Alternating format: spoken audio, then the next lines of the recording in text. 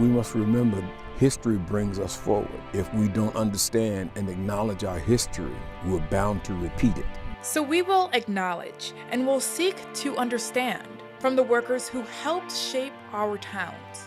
Black folk here in Gettysburg, we're standing on their shoulders. White folk here are standing on their shoulders because they helped to make this town. To those who fought and died to save the Union in the late 1800s. I want people to know these folks in these graves here, so I tell their stories. They are the keystones of the Black community in our area. Many of whom escaped to freedom. The slaves would go down and hide in there. You'll see underground railroad stops that helped in their journey as we look towards the future and the challenges we still face. There must be fair labor, equity and equality. There must be fair housing, equity and equality. Thanks for joining us for Black History Keystones, a collection of stories of the history makers across South Central Pennsylvania in the Black community. I'm Danielle Miller. And I'm Sayera Williams. We're in Gettysburg, Adams County at the Bryan Farms on the ground of the National Military Park. Abraham Bryan, a free Black man, purchased this 12-acre farm in 1857. During the Civil War, as Confederate troops entered Pennsylvania, Bryan and his family left the farm. After the battle, they returned to find the house damaged with bullet holes and broken windows.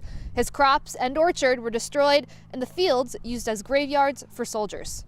Throughout the next half hour, we're going to take you to many locations that explore why South Central Pennsylvania is a keystone for Black history. We begin our journey just a few miles from here at a museum that explains the experiences and challenges of Black people throughout Gettysburg. Gettysburg had a thriving Black community, and you never hear anything about it. It's not only Black history, it's American history. Jane Nutter, president of the Gettysburg Black History Museum, is working to preserve the role African Americans played in developing Gettysburg. 20 years ago, nobody wanted to tell this story. And the importance to keep the memory alive and history accurate hits close to home with Jane. Our mother said, you know, there are many stories of Black history here in Gettysburg, none that are being told. And told Mary Alice, you really need to tell these stories or they're going to be lost. Mary Alice Nutter, Jane's sister and founder of the Gettysburg Black History Museum, took on her mother's orders. That's what Mary Alice looked like in 1964. She's not only spearheaded the idea of preserving Black history in Gettysburg, but she was also a part of it. In 1964, she served as Gettysburg Area School District's first Black teacher. She worked diligently and tirelessly and passionately for over 20 years to try to get this to be. Items that were once stored away or passed down to family to tell the story of their ancestors, now preserved and displayed proudly in the Gettysburg Black History Museum. The artifacts here belong to Black folk families from Gettysburg here, and they're in safekeeping here, and they tell the story. We're preserving the story. Some parts of her own story as well. I am standing on their shoulders because they paved the way for me. Black folk here in Gettysburg, we're standing on their shoulders. White folk here are standing on their shoulders because they helped to make this town. The reason why this museum is here and still standing. We want to educate, we want to preserve, and we want to inspire everybody, not just Black folk, everybody. The museum is located inside Valentine Hall on the Lutheran Theological Seminary campus. It is only open by appointment. And you can find more information on how you can visit on our website, FOX43.com. Now, inside the museum is a wall honoring the U.S. colored troops. And there were 179,000 people who served. Nearly 37,000 died. USCT men from Gettysburg served in major battles, including Vicksburg, Richmond, and Appomattox. Dozens of colored troop soldiers are buried across 2 cemeteries in South Central Pennsylvania. Fox 43's Alyssa Kratz spoke to historians who continue to pass on their stories.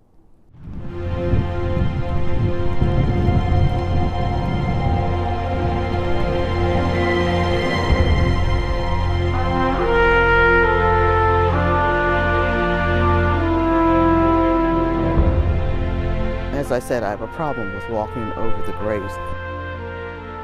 You may think I'm crazy, but I do want them to know that I'm not being disrespectful. Tucked into the heart of Gettysburg, these graves are a reminder of service, of sacrifice, and of bravery. So you can see all of our United States colored troops here. The war was basically almost a standstill they started drafting black troops in 1863. Marking the lives of men who historians say made the difference in the Civil War. And they were able to give the North an abundance of troops, and then they overcame the South. Going through and giving this tour is a labor of love for me. Designated U.S. Army regiments of African American soldiers who fought for reunification and freedom from slavery. But when they passed, none of that mattered. All of our colored troops that had went off to fight in the war, they wanted a proper burial place for them.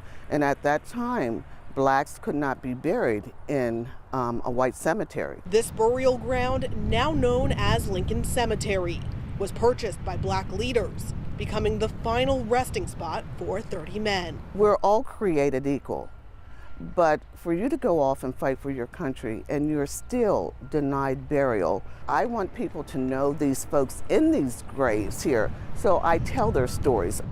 These stories span the length of South Central Pennsylvania, from Lincoln Cemetery in Gettysburg to Lincoln Cemetery here in Pembroke near Harrisburg.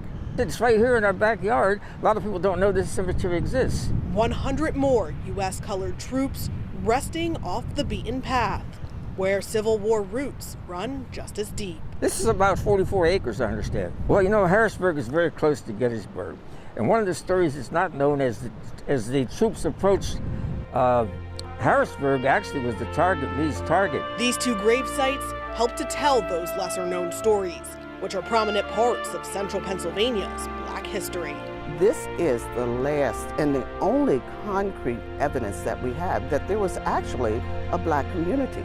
So this cemetery is very, very important to the black history of this town. And these folks strive to keep these soldiers' stories alive, something they call a privilege and an honor.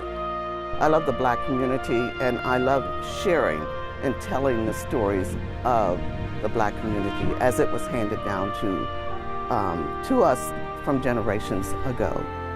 Alyssa Kratz, Fox 43 News.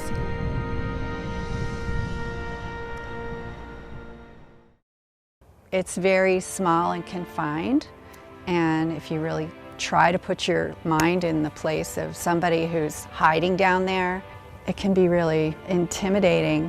A tight space is what slaves had to hide in as they made their journey on the Underground Railroad, the 3 local stops here in central Pennsylvania that made an impact in the fight for freedom.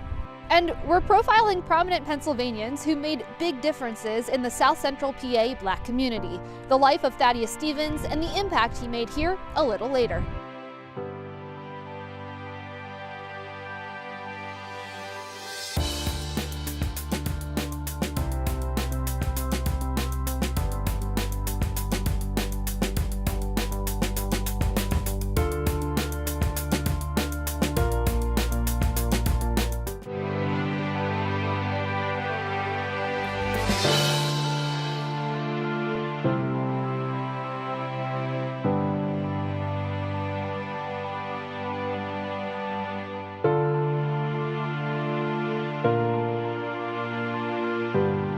Welcome back. There's a rich history in South Central Pennsylvania surrounding the Underground Railroads. Many businesses across the area were stations. And the mission was simple: to be safe havens for slaves coming north. Fox 43's Marshall Keeley shows us 3 stops that had a big impact on slaves and their fight for freedom.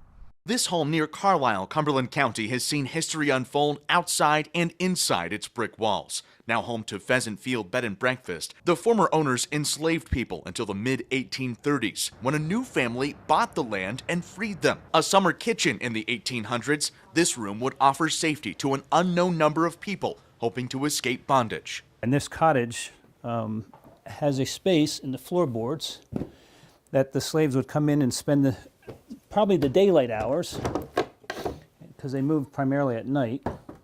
But this space here, the slaves would go down and hide in there. It was intimidating and dangerous for people seeking freedom. They often traveled hundreds of miles on their way to support in New York and Philadelphia or emancipation in Canada. The attitude really wouldn't have been very pro-emancipation here, and that's what makes the people that are willing to help very remarkable. In 1835, Daniel Kaufman began harboring freedom seekers on his farm outside of modern-day Boiling Springs. In 1847, 13 freedom seekers were found in Kaufman's barn. He'd be charged in Cumberland County for going against the Fugitive Slave Act. He was later found guilty in federal court and forced to pay nearly $5,000 in fines. His actions were heard nationally, fueling the tensions that soon led to the Civil War.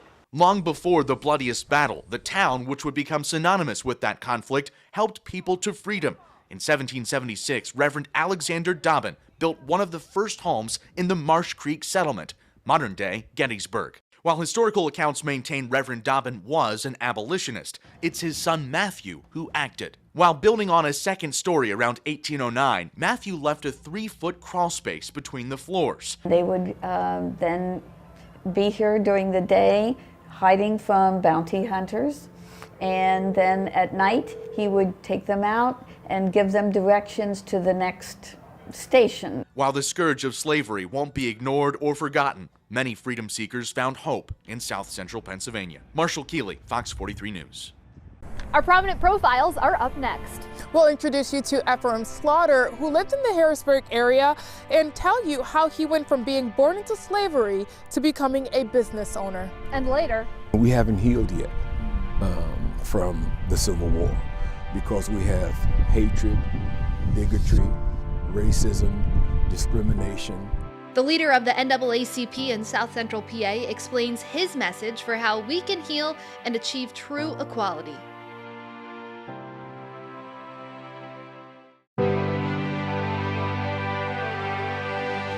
welcome back to the Warfield home and farm at Gettysburg National Military Park. This stone house was owned by James Warfield, a free black man who moved here from Maryland with his family less than a year before the Battle of Gettysburg.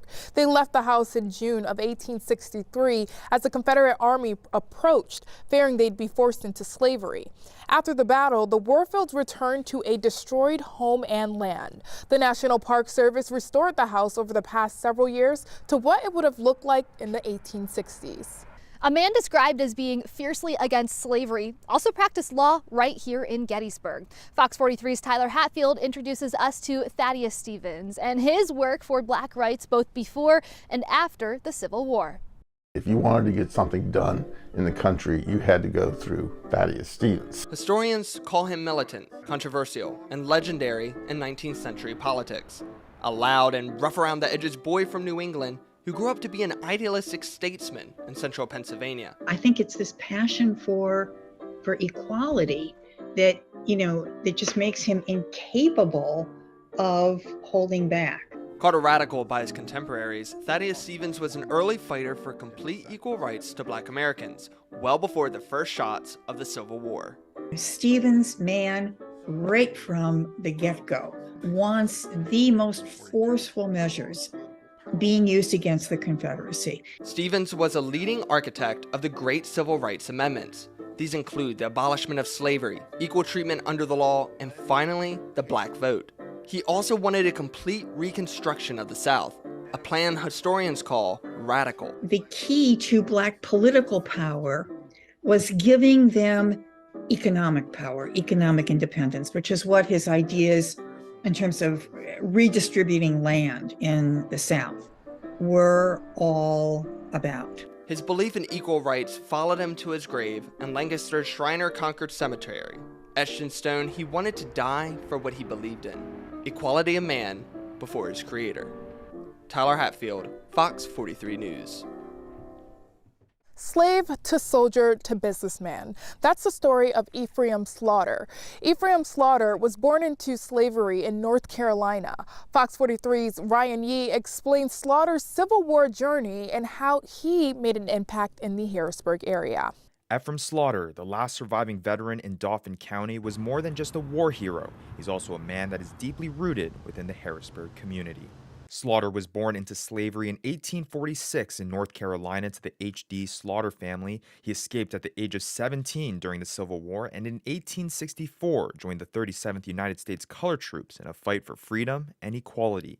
And when the Civil War came to an end in 1865, it was then the legacy of Harrisburg and Ephraim Slaughter begins to intertwine. Slaughter moved to Harrisburg and began working at the historic Lock Heel Hotel.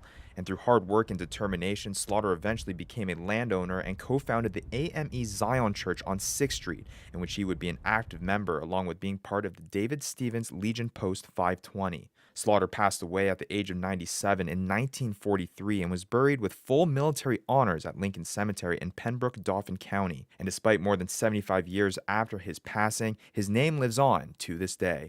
The Harrisburg American Legion Post 733 was named after Slaughter, and in 2015, the National Civil War Museum created an exhibit with a life-size statue of Slaughter, honoring his triumphant journey and inspiring those who may not know his path of overcoming challenges. The last surviving Civil War veteran in Dauphin County may now be gone, but the name Ephraim Slaughter surely will live on forever. Ryan Yee, Fox 43. History was made right here. The Gettysburg Address given nearly 160 years ago. We look at the legacy of Lincoln's speech, and we examine the fight for equality that continues to this day.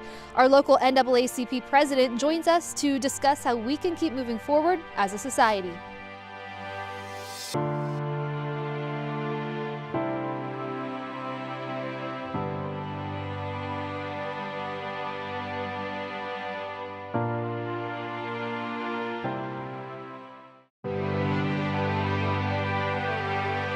Fourscore and 7 years ago, our fathers brought forth on this continent a new nation, conceived in liberty and dedicated to the proposition that all men are created equal.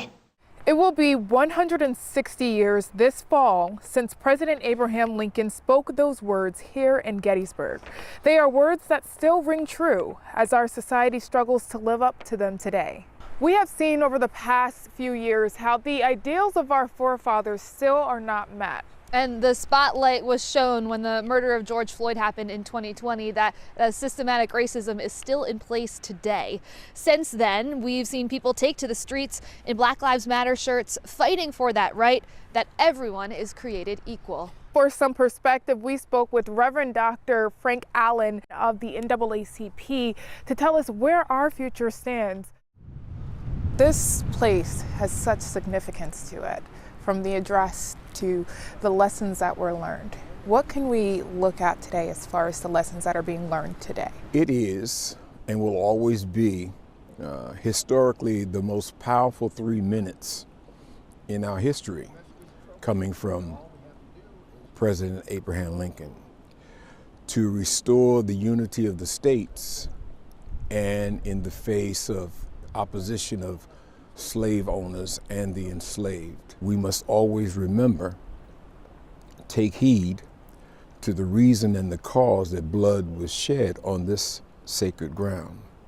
The bodies, the families that were lost here. And President Lincoln was very mindful of that. So you talk about if we don't learn from history, it's bound to repeat. Yes. What are some of those steps that people can? Yes. What are those steps that people can take in order to do better, in a sense? We have thousands of Haitians that are coming. We have thousands of Cubans that are coming. We have thousands of immigrants from our southern borders. They're coming here for a reason. They're coming here for a reason because America is prosperous, because America has resources, and because America has created the American dream. And so many outside of America want a part of that dream. We here in America, we sometimes forget the struggles that we've been through, the struggles that we have now, and the struggles that we must go through, and the strength that it's going to take to do that. And we are, and people need to understand that we are better together, because diversity is the strength of America. It's been all of us throughout history. What would you identify as the most significant challenges to achieving equality? And are there any proposed solutions to that? It's complex, because there are so many variables in the American life and in the American dream. Number one, I learned from a professor many years ago at the University of Arkansas, Dr. Powell, and I'll never forget him. He said, everyone wants to eat. So if everyone then wants to eat, everyone then must labor. So there then must be fair labor, equity and equality. There must be fair housing, equity and equality. Stop the redlining in our communities. Stop the progressive impoverishment in our communities. Because if people can't eat, they'll fight. They'll steal, they'll rob, they'll kill, just like any other person or any other nation. So we then have to not only propose change, but act in the changes and do the things, make the decisions and the policy changes that will help us, the nation, grow together because we're better together. Dr. Allen sharing a powerful and hopeful message for our future here in South Central Pennsylvania. We hope that you learn more about this place here in Pennsylvania we call home. And remember, you can learn more about the stories that you've heard in the past half hour. It's all on our website, fox43.com. For Fox 43 News, thank you so much for joining us.